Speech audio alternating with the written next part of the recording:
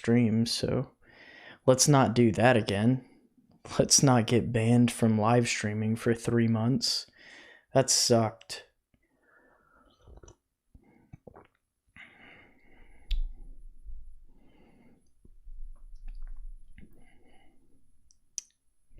All right, we're almost at about 3 minutes into the stream.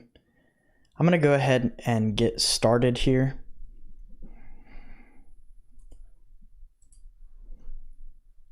So if you're new to my channel, then I'd like to introduce myself. I'm Crypto Clay.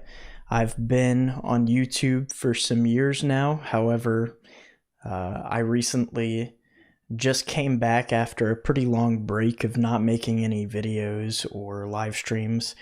But I felt like now is the perfect time to come back and maybe present some of the knowledge that I've gained in the time that I've been away, along with, coming back during this COVID-19 pandemic to talk to you guys about some things that are going on right now with the economy, the global economy, the US economy, and, on top of all that, cryptocurrencies as a whole. That's mainly what I like to talk about on a day-to-day basis, but there's so much more that gets involved whenever you start talking about this pandemic and how it's affecting every type of economy right now. So we're going to go ahead and talk about a lot of those things tonight, and I hope you guys stay tuned throughout the entire live stream, because there is so much to cover.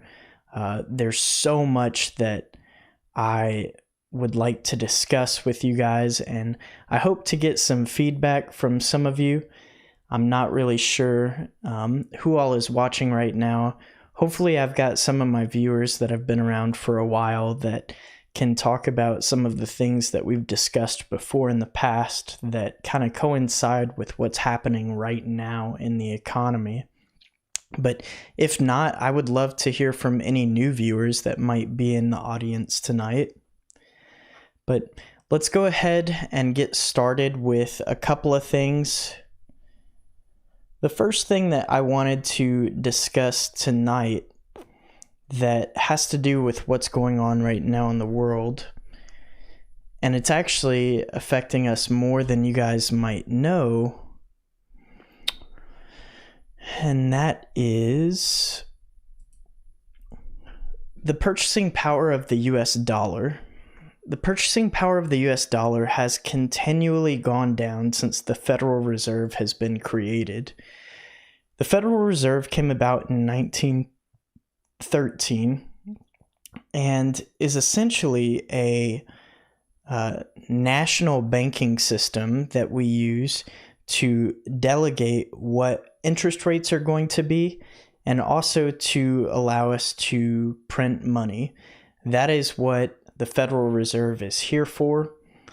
That is a very basic way of describing what the Federal Reserve is. It's actually a lot more complex than that, and I highly encourage you guys to read up on exactly what the Federal Reserve is. But ever since the Federal Reserve was placed into existence by the federal government, the price of the dollar has just dramatically dropped. And you can see here, over here, the value of a US dollar went up in the roaring 20s. So throughout the roaring 20s, we saw the value of the dollar go back up because the economy was in very great standing during that time. We had a booming economy. We had many of our working class out spending money on goods and services, and then the Great Depression hit us. And during that time, the value of the US dollar obviously started dropping because our economy as a whole just went dramatically down. Our economy was in a worse spot than we had ever seen up into that point. And the Great Depression is still known as one of the worst economic collapses in history. So there was a lot going on during that time, and there's so much to talk about with the Great Depression that it's just too much to unpack right now at this time. I want to continue pressing on and talking about the US dollar itself.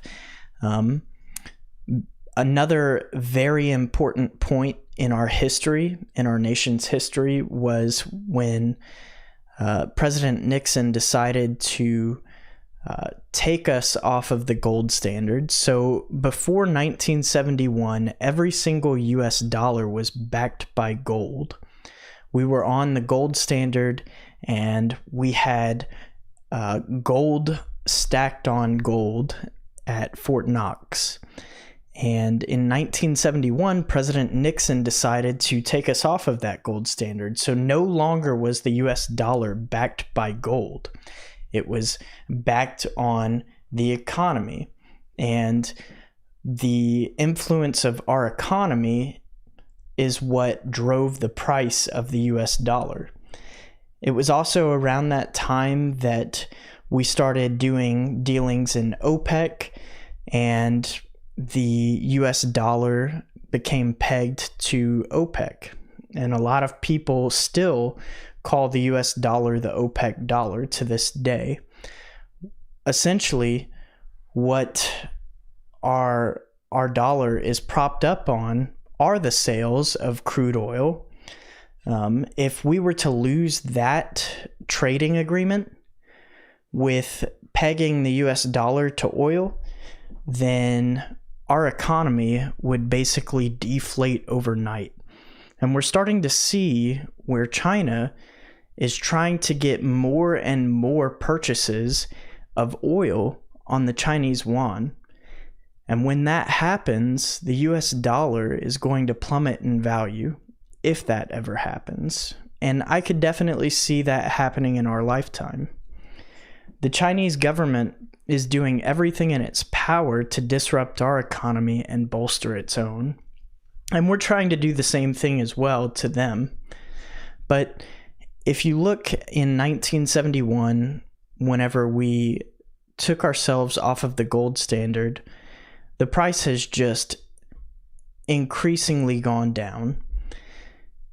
This chart only shows to 2013, but the price of the US dollar is lower than this 5 cents right here. So back in 1913, when the Federal Reserve was created, the value of a dollar was actually $1. The value of the US dollar is now less than 5 cents. So the value of that $1 US that you would have had back in 1913 is now worth less than a nickel. And that says something about our economy. Yes, we have had a booming economy. We've had a thriving economy up until this pandemic. And you can see that in many ways. One of the ways that you could say that our economy has been thriving is the stock market. However, at this point now, we can't really use that as a gauge because the Federal Reserve has decided to take it upon itself to prop up our stock market during these troubling times to make sure that it can't fail. And I have a very big problem with that, and we'll talk about that more later on in this live stream. But the Federal Reserve is doing everything in its power to make sure that our stock market does not fall out of the bottom. So again, this is one way of looking at how the US dollar has gone down in value over time. But another way is to look at our real estate market. Now, anytime you talk about real estate, the value of a property is based not on the physical building that it's located on, but on the land that that building sits on. So when we're talking about property value, we're talking about that specific plot of land that you get sold the deed to whenever you purchase that piece of property. And if you look throughout history over the past 20 or so years, you can see that the value of property has just continually gone up. And you have to ask yourself, is this property really going up in value? Well, I have an idea that the property values should never really go up that drastically. It's just the fact that our US dollar continues to go down that property values appear to go up. This is actually my first home that I ever purchased, and this is just one example of how I can prove to you guys that values of things are not where they should be. I bought my first home in Bellevue, Nebraska for $136,000. Now, this home is nothing special. It's a 3-bedroom, 2-bath home, 1,400 square feet, not at all anything special. It's just a basic starter home that anyone would enjoy. But I bought it in 2013 for $136,000. I sold that home in 2017 for $170,000. And when I go on Zillow now, it's listing that home value at $191,000. And they get that number based on the sales of other homes in that neighborhood. So looking at that, you have to ask yourself, did the value of this home, which I hardly did anything to that home after I bought it in 2013, I installed a fence, I did some things inside with lighting and the cabinets, but nothing that should have gone well above the price that I paid for that home. You have to ask yourself, over 7 years, how did the price of this home go from $136,000 to $191,000? Based on standard metrics, that should never happen, but the market is being inflated. And the market is being inflated because the US dollar is being inflated. And the value of that US dollar is going down, so it appears that all property values are going up as well, when they're not at all. That property is the same property that I bought back in 2013, so why is it so much more expensive now? We're starting to see a lot of things that were similar to the 2008 housing market collapse. During that time, we saw the value of homes just continuously going up, and people going out and getting as many loans as they could to purchase up these homes that were going up in value. And the banks weren't even checking to see if these people could pay back those loans. If you haven't watched The Big Short before, the movie, I highly encourage you to look at that movie. It's a great, great movie with Christian Bale, and it talks all about what happened during the 2008 housing market collapse. Now, obviously, it's a Hollywood production, so it's not going to give you all of the facts and all of the details.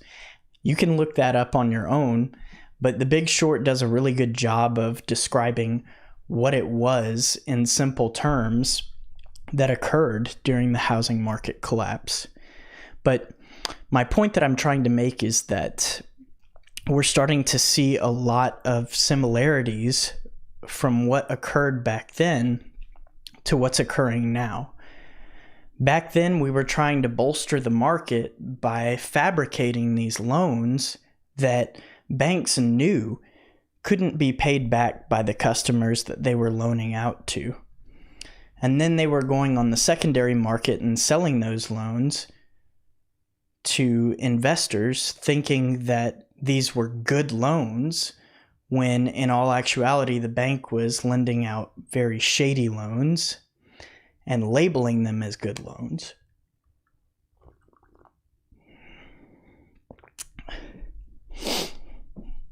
So that's my first point that I wanted to make. The value of the US dollar is going down. The next thing that I wanted to talk about was actually an article that I read on Market Watch talking about Kyle Bass. Kyle Bass was actually one of the gentlemen in the 2008 housing market collapse that bet against the US housing market. People thought he was crazy. People thought he was insane because he took a bet against all of the banks that were loaning out money to individuals to purchase homes. Kyle Bass is a brilliant investor, and he made a call that made him a very wealthy man, but he was actually very sad whenever he took that bet because he knew exactly what he was betting against. He was betting against the housing market as a whole. So by betting against the housing market, he knew that people were going to lose their homes and their jobs, and many people were going to go bankrupt. But he still took that bet because he knew that it was going to happen either way. So he bet against the housing market, and it did eventually collapse. Well, Kyle Bass is now making more predictions, and that prediction that he made back in 2008 was a very wise one. So if he has something to say about the current economy, I'm definitely going to listen to some of his advice. So on Market Watch today, Kyle Bass was talking about the current status of the economy. Let's just go ahead and take a look. For the year, I think you're going to see the US GDP down somewhere between 7 to 10% in real terms. As a result of the COVID-19 pandemic and the government's efforts to contain the spread of the virus with business shutdowns, and 10% is an economic depression, said the founder of hedge fund Hayman Capital Management in an interview. Indeed, the last time the U.S. economy contracted on an annual basis was during the financial crisis in 2009, when it shrank by 2.5%. The last time it shrank by more than 10% was in 1946 at the end of World War II. Prior to that, the U.S. economy shrank by 12.9% in 1932 at the height of the Great Depression. So we talked a little bit about that already. We talked about the 2008 housing market collapse that led to the 2009 financial crisis. He's predicting that we're going to see an economic contraction that could be more than 3 times as severe as that suffered during the Great Financial Crisis. So for those of you that are old enough to remember the housing market collapse, it was a big deal. A lot of people lost a lot of money. A lot of people lost their jobs. A lot of people lost their lives.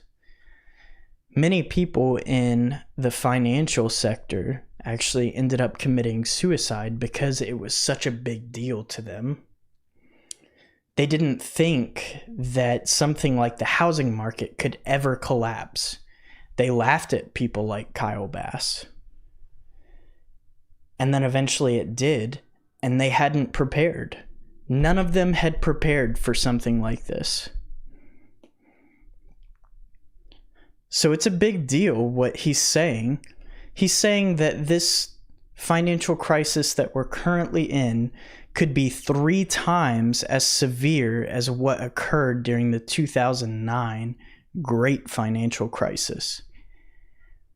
That was the biggest decline in our economy that I've ever seen in my lifetime. And it was a big deal. It taught me a lot about what could happen with our economy. It taught me the value of the dollar. a lot of people today will never get to experience something like that, or at least they wouldn't have until now with this pandemic that's hit us. So I'm definitely going to heed his warning that this is looking really bad, but let's talk about why it's looking bad. One of the things that I talked about earlier is that the Federal Reserve is responsible for printing money here in the United States. And something that they've done since the beginning of this crisis, this pandemic, is print a substantial amount of money. Where did I see? I saw an actual number. All right. So the Federal Reserve has printed $6.7 trillion since mid-March. Now, March was only 2 months ago. So this was exactly 2 months ago they started printing money. And since that time, they've printed $6.7 trillion. That number should not be taken lightly by any means, because we're not talking about millions, we're not talking about billions, we're talking about trillions of dollars that have been printed in just the past 2 months. Now, what do you think that's going to do to the value of the US dollar if we just have 6.7 trillion of them minted into existence out of thin air? What do you guys think is going to happen to the US dollar? We're definitely going to have hyperinflation. But what else? What else could happen with $6.7 trillion being printed into existence? Our national debt is going to go up. And if you take a look at our debt clock and take a look at our GDP currently sits at about $21 trillion annually. So every year, the U.S. will generate about $21.3 trillion in gross domestic product. Right now, our national debt is sitting at about $25 trillion. By printing money in the Federal Reserve and loaning that out, that's creating more national debt for the United States. And if you look at the U.S. federal debt to GDP ratio, in 1960, it was pretty high at 52.9%. 1980, it went down to 34%. In 2000, it was at about 58%.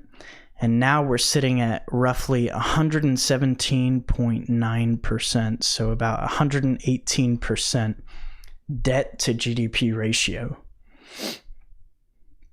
Our debt is now above our GDP.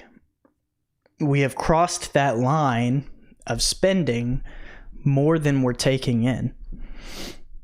And a lot of people will count this out as, just conjecture that number doesn't really matter at this point in our economy, but it really does. Somebody is eventually going to have to pay for this debt that the U.S. government has initiated. And it might not be in the current White House time.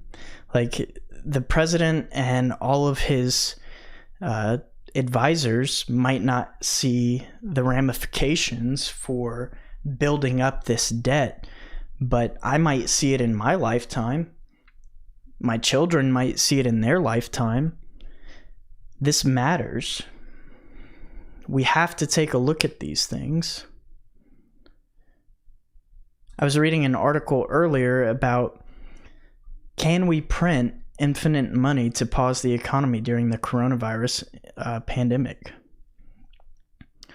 What happens if we printed enough money to make sure everyone keeps their jobs?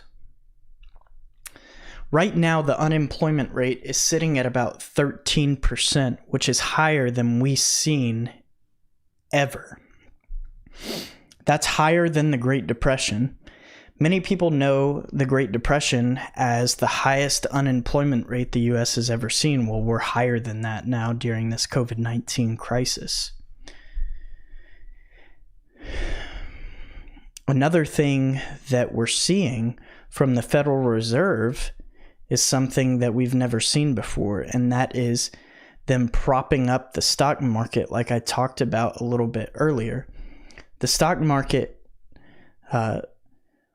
should definitely be moving in a downtrend, but yet we're seeing stocks just go up and up.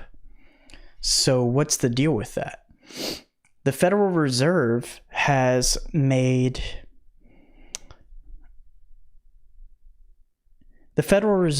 decided to prop up the stock market by putting some of the money that they've printed out of thin air into our market, essentially buying up stocks that other people aren't to keep businesses afloat, which you can say from, a different perspective that that's a good thing, but in the long run, that's actually a terrible thing, because what happens once the Federal Reserve runs out of money to prop up the stock market? Are they just going to print more money? And then what happens whenever they print more money? Is that going to inflate the US dollar even more? I think so.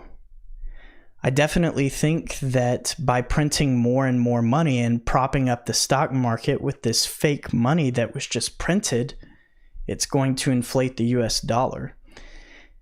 And if we can't buy things with the US dollar because everything is too expensive because of inflation that has been caused by the printing of more and more money, then what do we do at that point?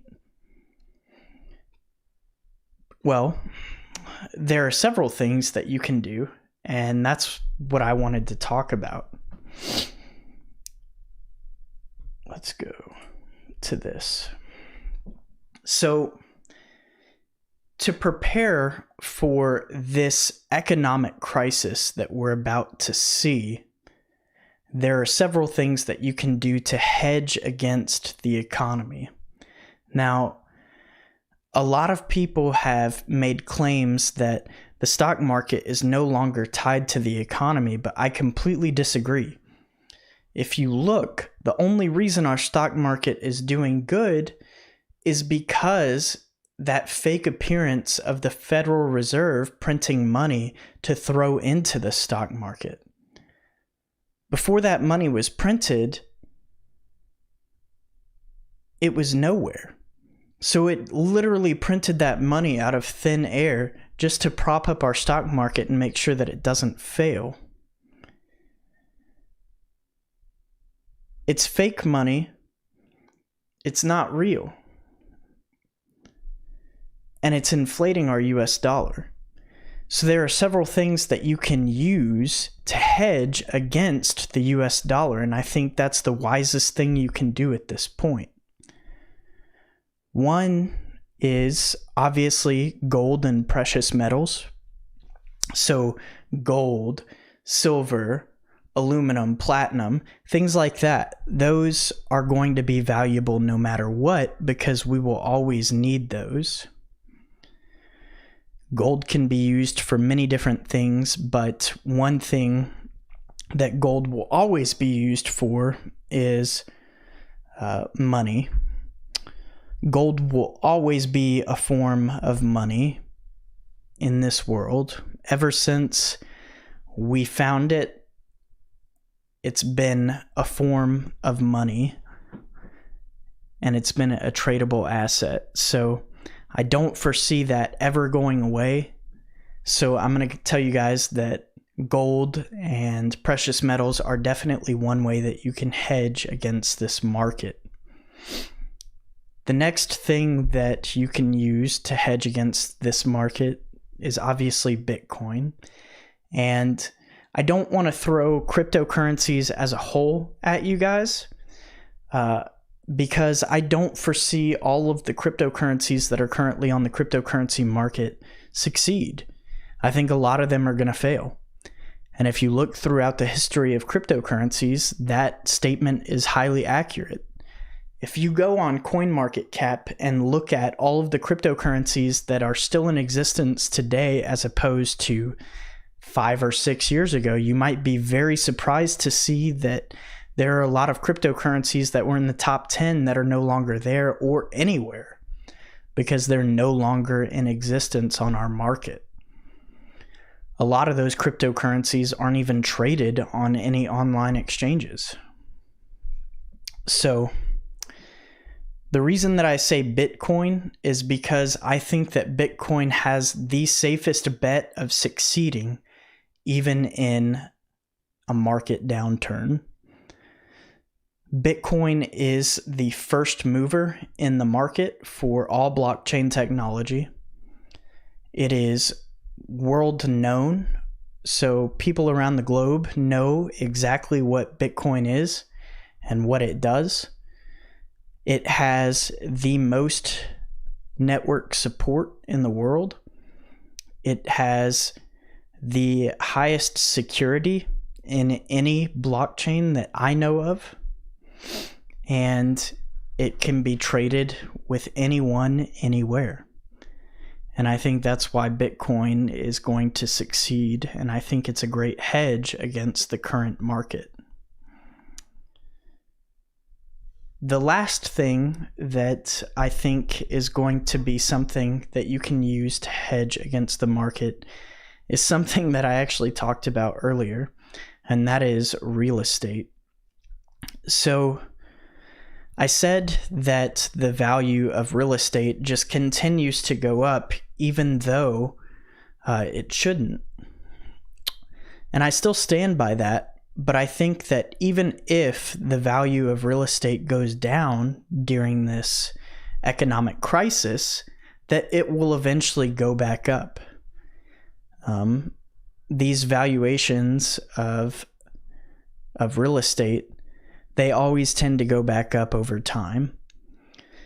And so if you purchase in a good spot that you know is going to be valuable over time, especially like up and coming locations that have tons of construction going on to build shopping centers, things like that, I think that real estate would be a good purchase to hedge against the current market.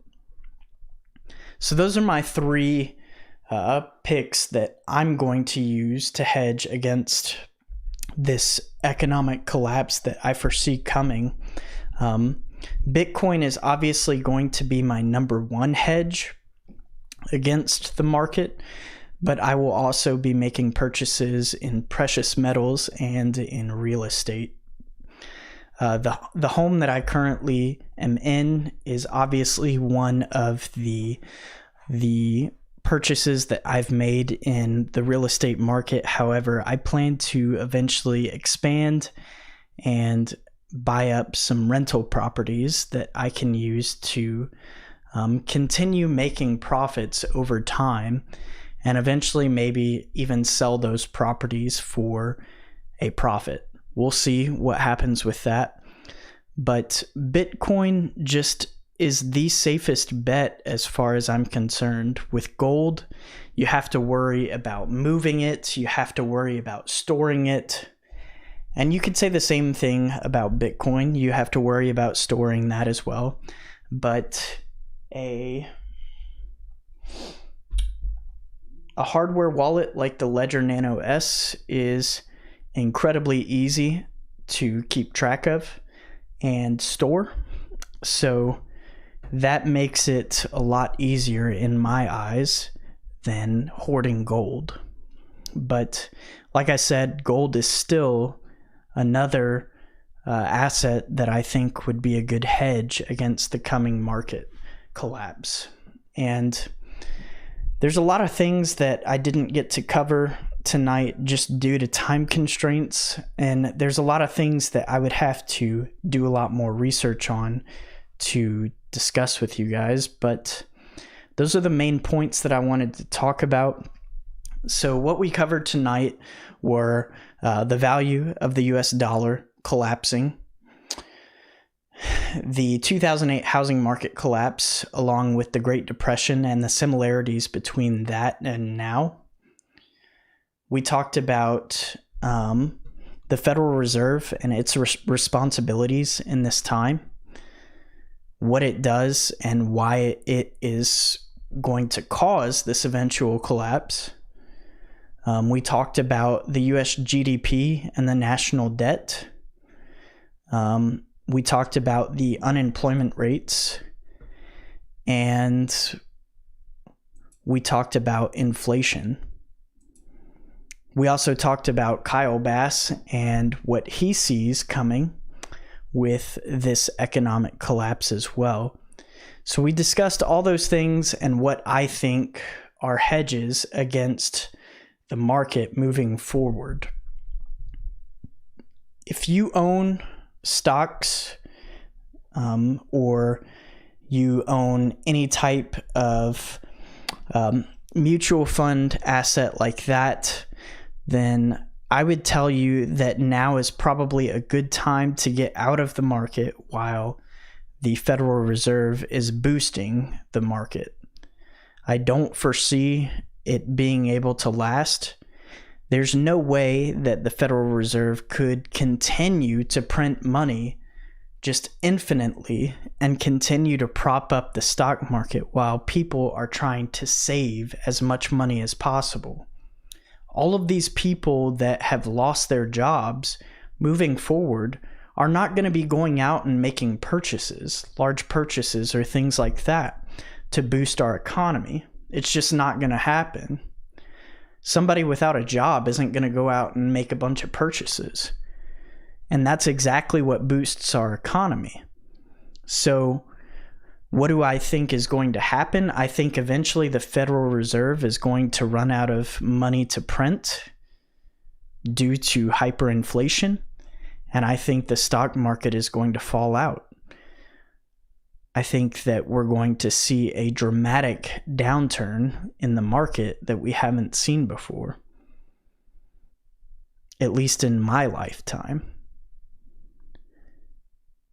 Because like I said, the Federal Reserve can only print so much before the dollar is worthless. And I don't know at what point that will be. I don't know when the inflation will catch up and the market will see just how worthless the US dollar is, but it is going to eventually happen. We're definitely going to see the US dollar not be able to purchase a piece of gum. It's going to happen in our lifetime. And I hate to say that because I live here in the US and I don't want to see my country fail. I don't want to see the economy fail and people lose their jobs and their lives. But it definitely looks that way to me. I can't foresee any way that the US dollar could magically go up in value, especially after we just printed $6.7 trillion out of thin air. There's just no way. Like I said earlier, what's going to happen once the Federal Reserve is no longer boosting our stock market and people don't have money to buy stocks? What happens then? Do you think billionaires and millionaires are going to step in and say, hey, we got this. We're going to buy all of these stocks up to boost the economy? I don't foresee that happening. Another thing that I wanted to talk about that I forgot about was actually buybacks. Guys, please do your research on buybacks over the past 20 years. Not 20 years, 11 years. Let's say 11 years. Look and see all of the companies, all of the corporations that got federal loans to be bailed out after the 2009 financial crisis. look and see what they did with their money. Definitely read up on buybacks, because if you look and see all of the profits over the past 11 years from some of the largest corporations in the world, you might see that a lot of those profits have come from buybacks. Well, what does that mean exactly? That means that the profits that we are seeing are not necessarily real. Buybacks are essentially when the company goes in and purchases a bunch of their own stocks. And you might say, well, they did really well and they could afford to buy up some of their own stocks. And I would completely disagree with you. It's basically a way of propping up their own business. And I don't think it's ethical to do that. But that's a completely different topic that we would have to, that would take too much time to cover. Those are the things that I wanted to talk about today, guys. That is why I think that the market is about to head towards a very, very sharp downturn. Thank you guys so much for watching, and if you haven't already subscribed to the channel, I will be bringing as much content as I possibly can to you guys over the next few weeks, few months that pertain to the market and what I foresee happening. And, you know, I'm just one guy that is doing research on these types of things. If you would like to add your input, please leave some comments in these videos that pertain to this. I would love to hear your feedback. Thanks again for watching, guys. That's going to